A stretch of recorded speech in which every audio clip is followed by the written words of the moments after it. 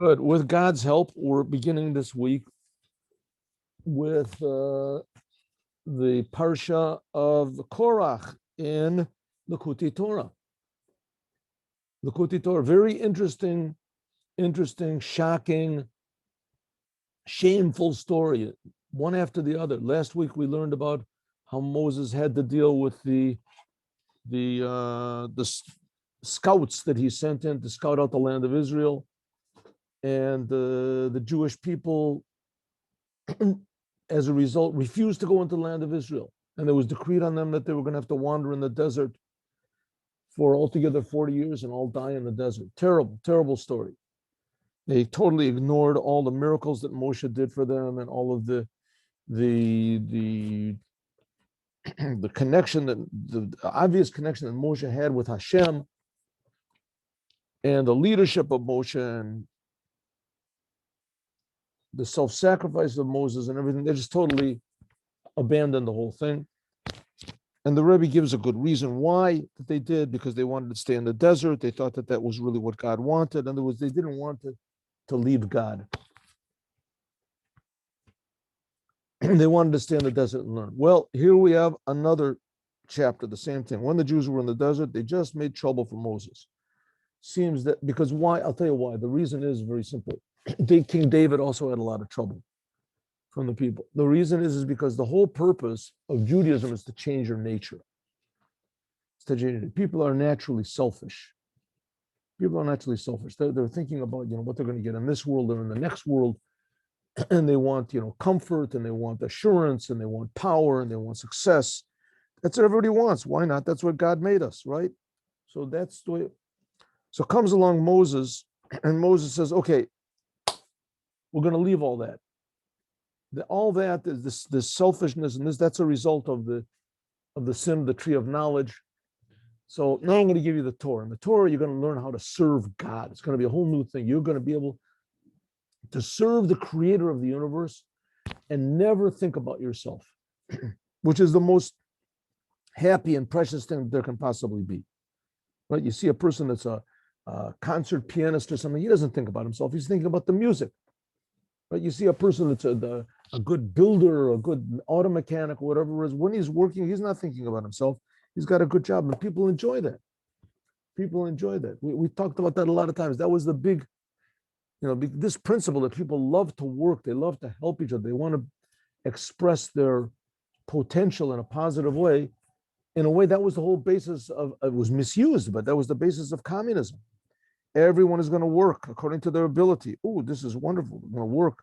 One of the worst things is when a person gets fired from his job. He's got nothing to do. Got nothing to do. That was really, a terrible thing, but that was one of the big points of Nazism also. After World War I, all the people there, they didn't have work. There was a tremendous depression over there in Germany. Nobody came along with this one guy, and he gave everybody work when he built up the economy, and that was it. He was in. Everybody just loved him and believed in him. So working is a wonderful thing. To be able to express yourself, that's a wonderful thing. To be, who you are. Comes along Moses and says, okay, now I'm going to give you some real work. And the real work, you're going to really be happy. And everybody said, we're happy the way we are. We got out of Egypt, we're happy. And all of a sudden comes along Korach, and he says, enough with this Moses stuff. Enough with Moses.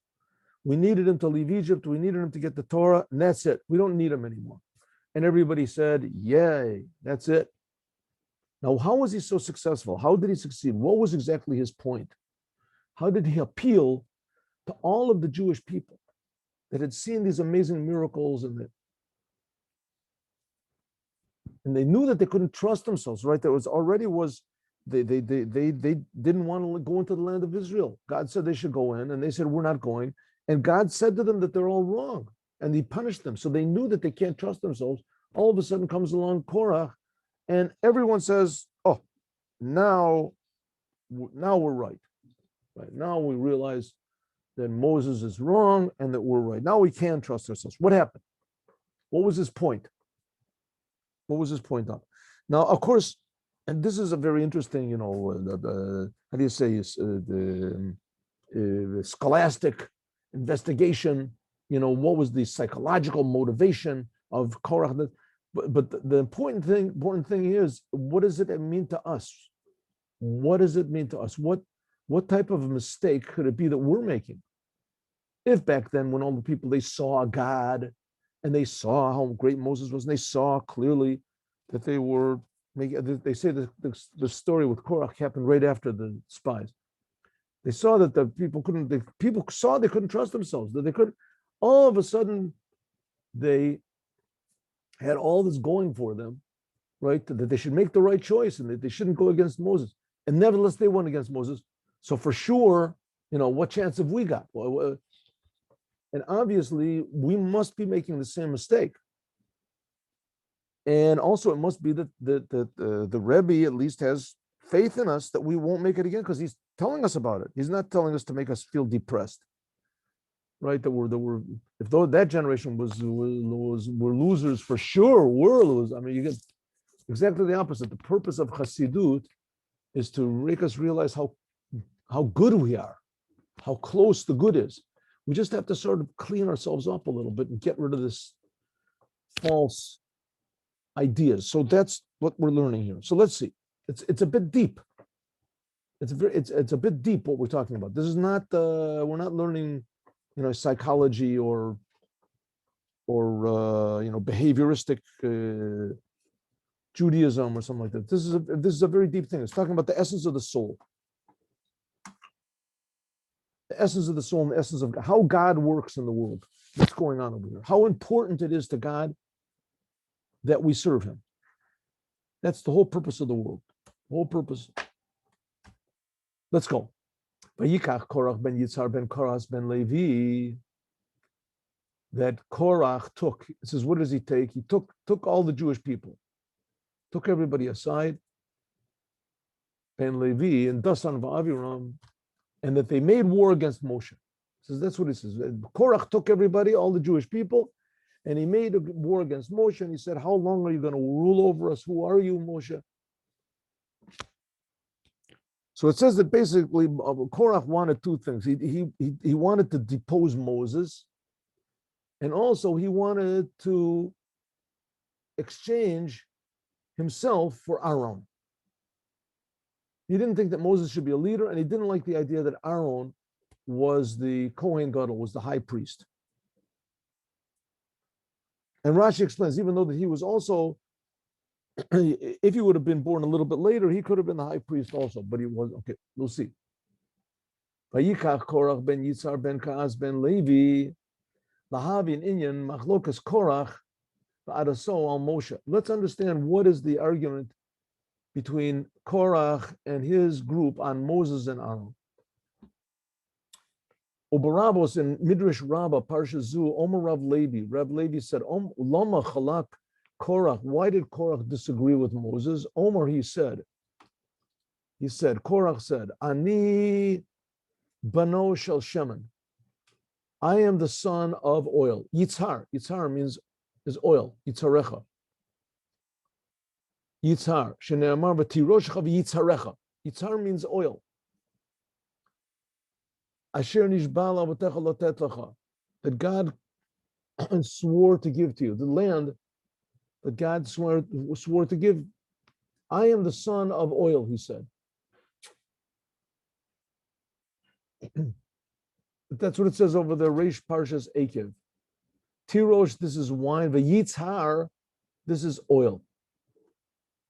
B'kol mashka, and every liquid that you have, titan et shemen, put oil in any other liquid, v'hu nimtza elyon, and it floats up on the top.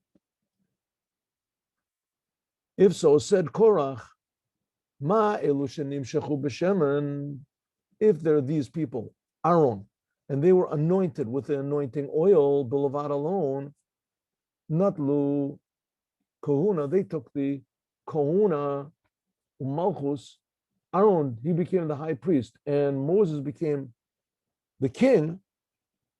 Says, Ani Bano Shel Shemen, I'm the son of Shemen. Right? I'm the son of Yitzhar. He was the Ben Yitzhar. I'm the son of Yitzhar. I mean, what does that mean? His name was just Yitzhar. His name was oil. He wasn't oil, right? You'll see. You'll see. It's not so simple. This motivated Korach, and everybody believed him. Eino nimshach. I'm not just anointed with it. I am actually the son of oil. V'nasa Kohen umelech. These people that they were just anointed with oil. One became the Kohen, Aaron, and the other became the king, Melech. Umiyad nechalak al Moshe. He disagreed with Moses. Huh? So the fact is that Korach had been okay. Ad kan lashon, al shem barichus. Let's understand this. V'gam also a sheichut, the connection al machloket shechalak al kahunat Aaron. The connection. Why does this have to do that he disagreed with Aaron? Chalak gam kein al mitzvahs tzitzis. It says that he also disagreed with the commandment of tzitzit. Kamosha perish, like it says, talit shekula tzitzit, chayve tzitzit, is a talit that has all blue. Is it obligated in tzitzit or pasula, or is it or patura, or is it exempt? Okay, remember we learned last week, right at the end of last week. In fact, that's what it says, that was the reason why last week's Torah portion ended with the tzitzit, and this one starts with the argument of Korach, because Korach used the tzitzit as part of his argument against Moses. Part of his argument against Moses. What was the argument against Moses? He said, we have a mitzvah over here, a commandment, that you have to have a talit, and on the talit you have to put strings, and you have to put also a blue strand on the strings. The blue strand is not necessary. It's a good thing to have it, but it's not necessary. So if you don't have remember we learned about that last week. So if you don't have the blue strand, it's okay, but it's supposed to be there. The blue says it's one of the few commandments that if it's not complete, if it's not got all the details there, then nevertheless it's all right. It's all right. You can. And so he said, you're supposed to have this talit, which is the garment. The garment is supposed to be made of wool, ideally white wool. That's the best way to have it. And the tzitzit that come out from it are also supposed to be made of wool, and one of them is supposed to be blue. So it says any person that has a four-cornered garment that meets the specifications, as it's a commandment, you're not allowed to wear it unless you have tzitzit on it, unless you have these strands, right? These strings, right? I showed it to you last time. This is the garment, I'm sure you all know, and this is the tzitzit to come from the garment, right? So you have to have the tzitzit. And one of them is supposed to be blue. So he said, Rashi says, Korach came along and said, talit shekula techilit. What if you have a talit that it's not white? It's all blue. This blue color, it comes from a certain type of a shellfish. It's a dye that comes from this shellfish. I guess it's something like the octopuses put out ink. I guess this is something like that. A talit that's all blue, does it have to have tzitzit or is it exempt? Stupid question. I mean, obviously it says, what difference does it make what color it is? Moses said, Chayev, of course it's obligated. Everybody started to laugh at him. Korach said, Moses is a fool. Look, it doesn't even understand what Judaism is. Let's make a rebellion. Everybody said, good idea. What in the world is going on here? This was enough to make the Jewish people all rebel again. This is explained in Midrash Rabbah Parsha Zu and also in Midrash Tanchuma. So here we have two seemingly very, very weak reasons, right? He's running on a very, very flimsy platform over here, Korach. He said, I should be in the place of Aaron and Moses because they were just anointed with oil, and I am the son of Yitzhar, ben Yitzhar. And Yitzhar, for sure, that's oil. I'm the son of oil. I should be higher. Everybody said, yeah, Korach, you're really right. Wow. Korach said, listen, that's not all. What's this? Goes to Moses, says, Moses, a talit, a garment that's all blue. Does it have to have these strands? Moses said, yeah. Everybody started laughing. That's the platform that he made this big rebellion. We got a whole section of the Torah, whole paragraphs on the Torah, which are based on this. This must be something very important, and it must be something that really struck a note with the Jewish people, that it was enough for them to rebel against Moses that had done so much for them. Also, Ita Barabo, that also says in Midrash Rabbah, Shenitkana, that Aaron was jealous, because he was a Levite. In the Levites, it says, Ve'aviru Tar. It says that there should be in order to inaugurate the Levites, so they had to shave all the hair off their body. Aaron Achiv, but with Aaron, who he was a Kohen, Kashto, he was, say, the beautiful. He was beautified. He had all these garments and the breastplate with all the stones on it. So while he had to shave off all of his hair, which hair is a beautiful thing, and he had to be as simple as possible, as Aaron, who was the same family. I mean, Hainu, Mashkatu, what it says, Shemen Atov, Yored al Zakan, Zakan Aaron. Like it says that Aaron had a long beard. A beard. Zakan Aaron. And he had to cut off his beard. They had to cut off all the hair from their body in order to be inaugurated. So that was another reason that he got mad. That fired him off. Couldn't take it. Well, Havin calls that to understand all this. Just give me one moment, please. One moment.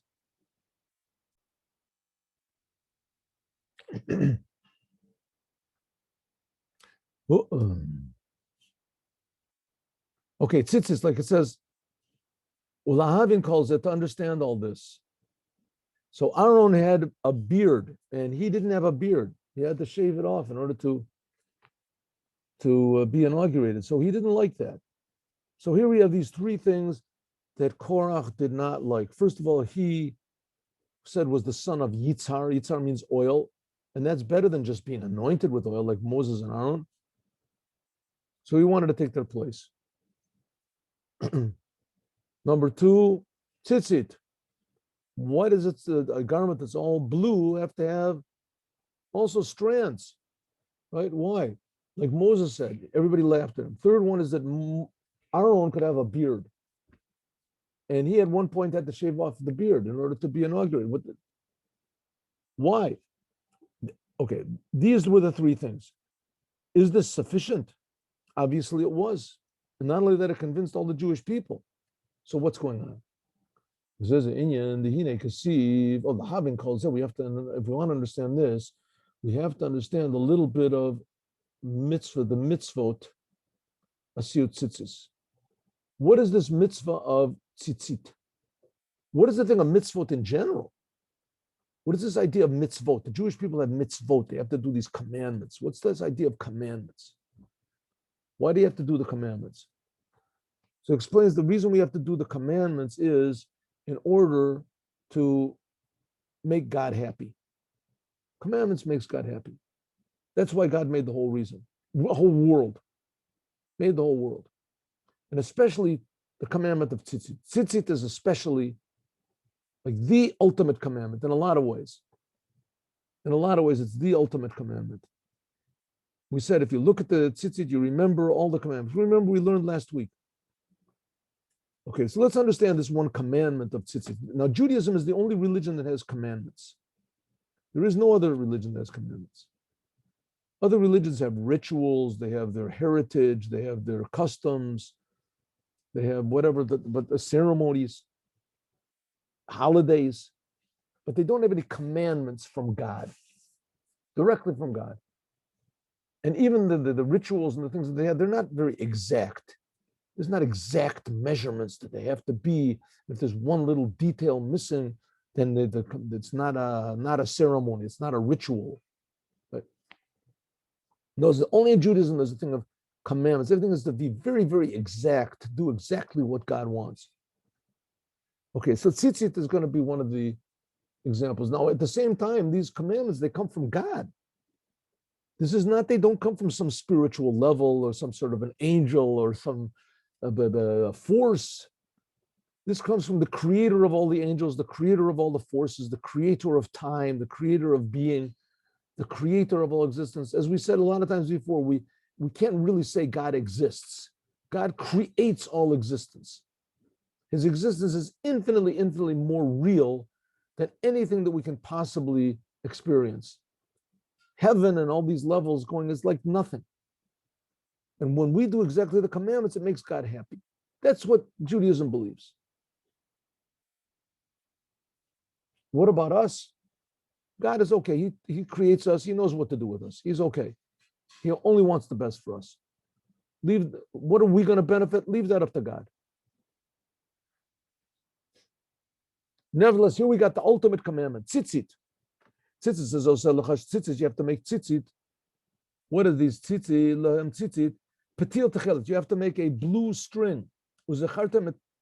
Remember all the commandments of God, and you won't go after your eyes and your heart.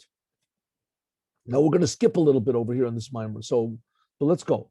It says, it says that the whole world is filled with God's glory. Kavodo, God's glory means like a ray of godliness. And there's another pasuk that says, it's another sentence that says, at the Shemayim, at the Oretz, Ani Malay. Another place it says that God, not just his glory, his ray of him fills the world, but God, his essence. These are the two levels of godliness. And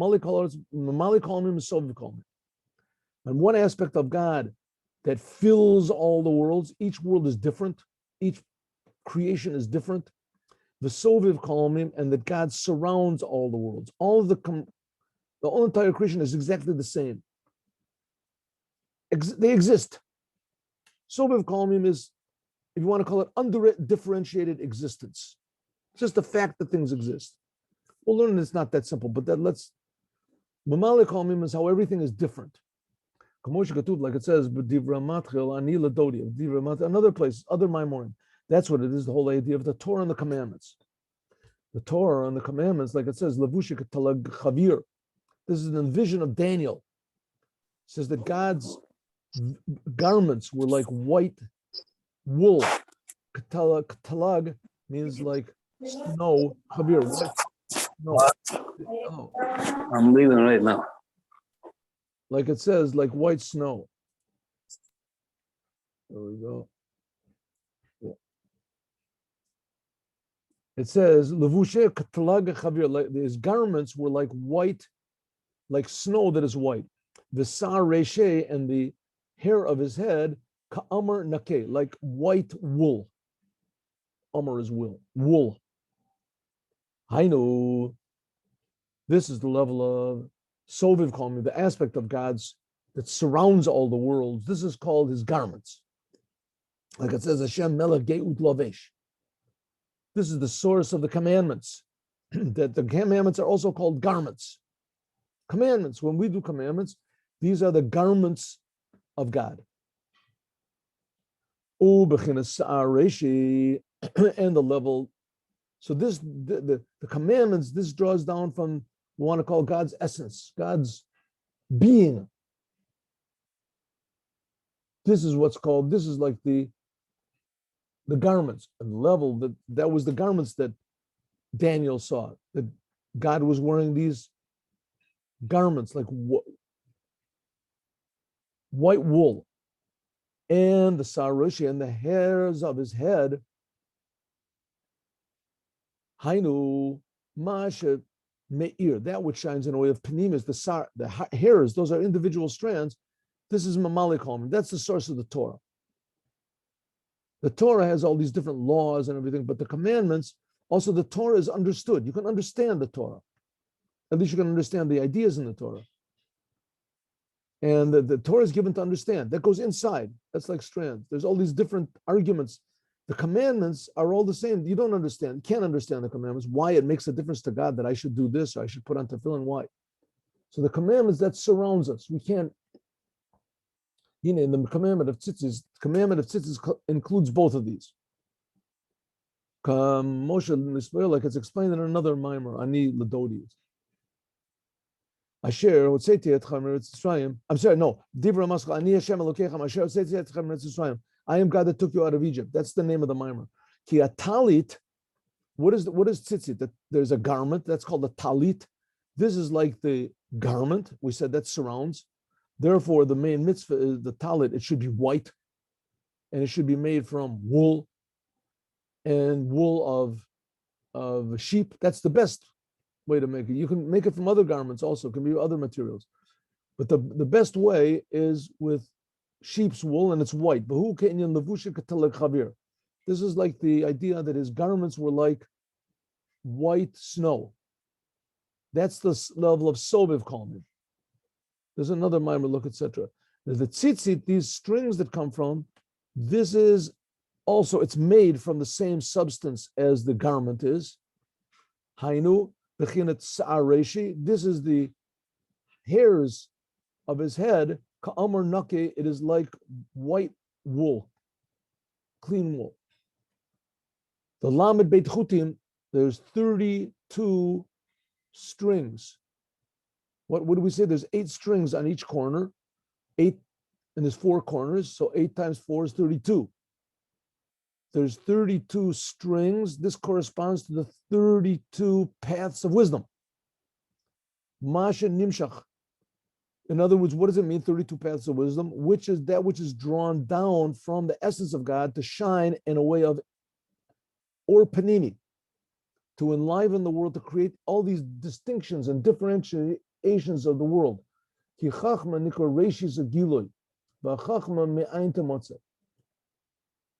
what it means. There's no kavod except for the Torah. There's no glory except for the Torah. The Torah is just a ray of godliness. That's what it says, that my glory fills the world. That comes from the Torah. That's the 32 paths of wisdom. Kavod is the gematria 32. Right? Kavod is the gematria 32. It says there's the 32 paths of wisdom. Borach kavod Hashem mimakomam. That's the Torah. Look what it says here, look where it says this. Okay. To understand this, we have to understand what is or makif and or panimi, and also what is, we understand there's also igulim and yosher. All these terms, but I want to skip, because if we don't skip, we'll never get to the point of the mimer. Not a good idea to skip, but we're doing it just for the sake of learning. Let's go, here we go.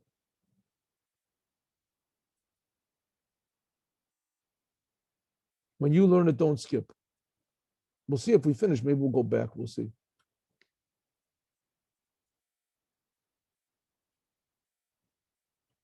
All right. So he said that's the idea. We can just go to the summary of this one here.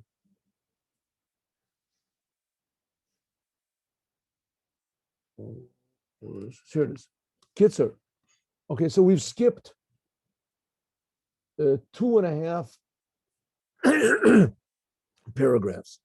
And it talked about the difference between the surrounding light and the inner light, and how that there's God has a beam of creation called the Kav, and from it comes the surrounding light and the inner light, but the surrounding light, it really has a higher source from the inner light, and etc. Good. This will all become more clear as we go on. Let's go. So he also explained this idea that on the tzitzit there has to be techelet, blue, and blue, it says, that's from language of techelet, means like to eat up, to destroy. This is the idea of fearing God. Fearing God. That's the aspect of the tzitzit that makes you realize that God is infinitely, infinitely more real than you are, infinitely more awesome than we could possibly imagine. And that we are actually, our whole being, our whole existence, not just our life, it depends totally on the Creator, that He's creating us. And when we think about how close God is, He's actually creating us and He's involved with us. But on the other hand, how infinitely awesome it is. It says that if a person sees an angel, he burns up, goes crazy, an angel. And how Abraham saw the angels and Samson saw that these were just big miracles, how they were able to stand it. That's this idea of the techelet that burns up a person's bad desires, right? A person sees something he wants, to steal somebody's money, suddenly he thinks, wow, God is creating me. He's creating me from nothing. He's providing, he's making me my heart beat and my lungs. I'm going to steal somebody's money. You don't think God can provide money for me?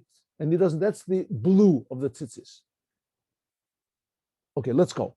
Hata now, Yuvan, we can understand the machlokas, the argument between Korach and Tu'uto and his mistake.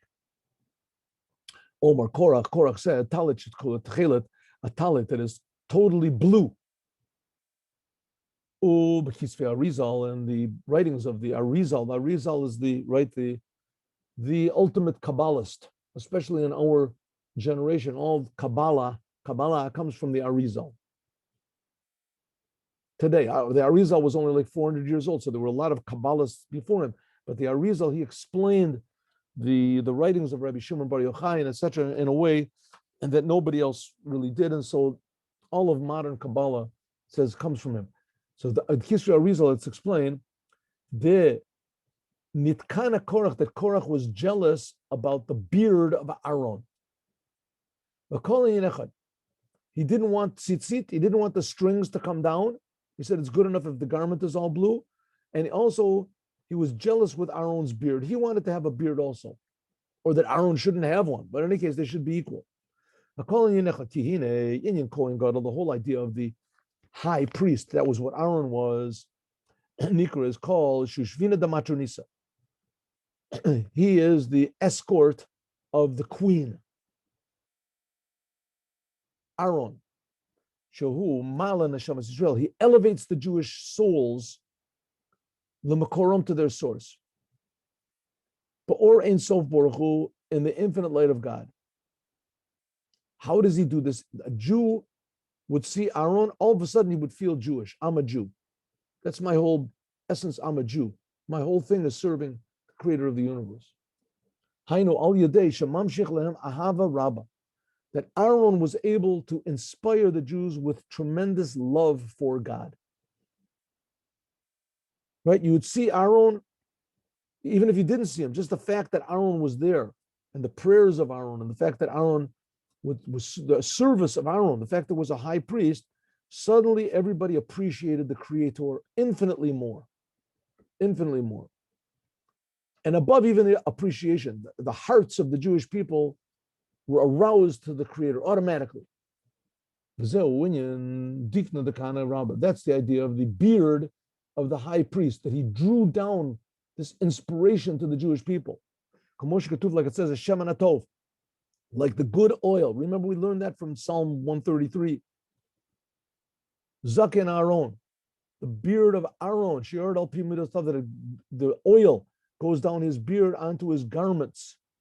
That by means of Aaron is drawn down this inspiration, this awareness of God from midotav.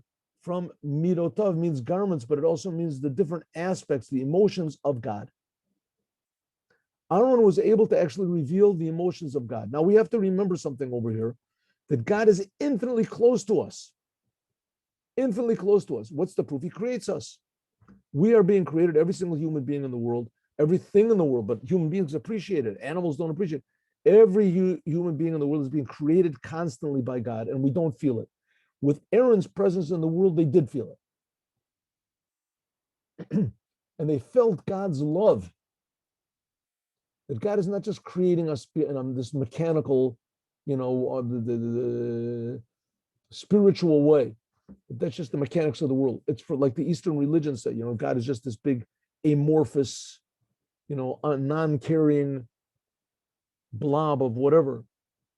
Here is individual love. God loves each and every individual, and especially the Jewish people. Because the Jewish people, they have a special obligation to inform the rest of the world about this love. Well, that was done through Aaron, a human being, that he was like the example of God's love in the world. And it's also the example that it's possible to really love God. That was feel the emotions of God. Ahava Rabba, tremendous love of God, Varav Chesed, and tremendous kindness of God. Therefore, Nimshach Tavka al Yadei Zakan Aaron. Therefore, this love and this kindness, the awareness of God's blessing, was through the beard of Aaron, bechinas sa'arot, these hairs, because this love of God is so entirely, incredibly great and infinite. Therefore, it can't be drawn down. There has to be hairs. For instance, it's like hairs. That's what it said what Daniel saw. It says that his beard is like white. Masha Einken, which is not the case. Ahava Gadol ben Nimshach Rach v'Seichel, which is not the case. Love, which comes from your own thoughts, your own thinking. This is in a normal way. Who al derech is better, like it says before. That's the idea of Aaron. Aaron can draw down a level of awareness of God and love, arouse love that your own mind could never arouse, never could possibly arouse. Like, I mean, just think about it. Let's say somebody gives you really need money, and somebody just comes along and says, your name is Joe Groyce, right? He says, yeah, I am. He says, here, you don't know me, but I know you. Here's $5,000. Give me back whenever you can. If you don't give it back, it's okay. Wow, thanks a lot. What, I don't owe you anything? No, I owe you. No, nothing. This is real good. I mean, it's not stolen money or something like that. No. Right here, you know me here. It gives him his idea. Wow, this is really nice. He says, you know what? Don't take 5,000. Take 500,000. Oh, that's pretty good. This is amazing. I got 500,000. That really saves me. You know what? Forget it. Take 5 million. Are you joking? No, I've got enough money. Don't worry. I can buy a house with this. This takes care of all my problems for the rest of my life. You know what? Forget about 5. Take 5 billion. Wow, what am I going to do? You know what? Take 5 trillion. What are you supposed to do? You know, if you appreciated 5 million, for sure you should appreciate. No, it's already out of your ball game, right? This is out of the park here. What's stuck? You know what? Take infinity. Take what am I supposed to do? How much love can a person have? How can I appreciate it? It says no matter how much you think about godliness, that God gives us all these things, He gives us life. No matter how much love you can arouse by thinking about God, infinitely greater is the love that Aaron can arouse in your soul. That's the idea of the beard of Aaron, that it goes down al pi midotav, that it comes from the emotions of God and also from you. It means that it comes from emotions and love, which is above any sort of comprehension. That's the same thing as the strands of the tzitzit. That's the idea of the techelet. Techelet, we said before, it means to destroy. It destroys all bad thoughts, no possibility. And therefore, I'm sorry. Skip. I need glass. So it says techelet v'lavan, the blue and the white. The blue, it says, was fear of God, awe of God, and lavan is the love of God. Dechila v'rachima. Dechilu means in Aramaic love of God and fear of God from above. That's the idea of tzitzis. We're just going to do one more, and then we'll go to this. Beit tzitzit lafanav, the 2 tzitzit which are in front, on the 2 front corners of the garments. This is that love and fear should be drawn down in a inner way.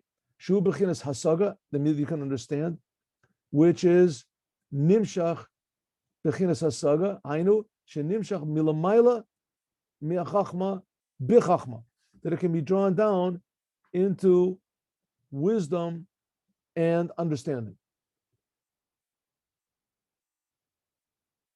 But it says by the Levim, it says v'haviru tar, the Levites had to shave off all their hair, because the Levites, they were from the left side, it says.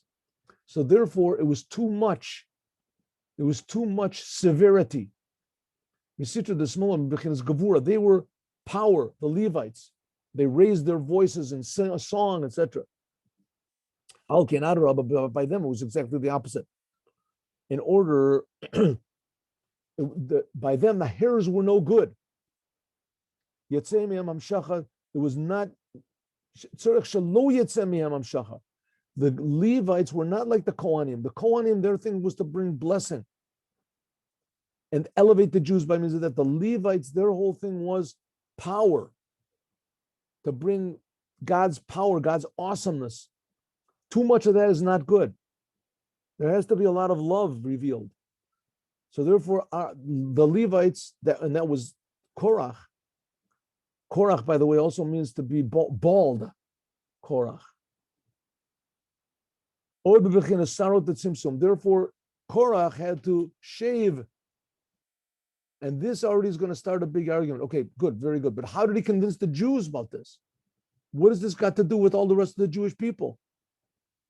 Right? This must be something hidden in the essence of the soul of every Jewish people that really motivated them to oppose Moses. What was there that was so detestable about Moses that Korach revealed?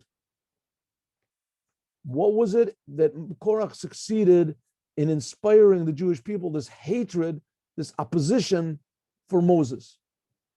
But that they all went against Moses.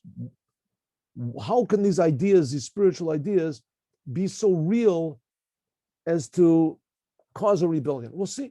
We'll see, God willing, tomorrow. Okay, now let's learn the Sikha, the Dvar Malchut. Here's the Dvar Malchut.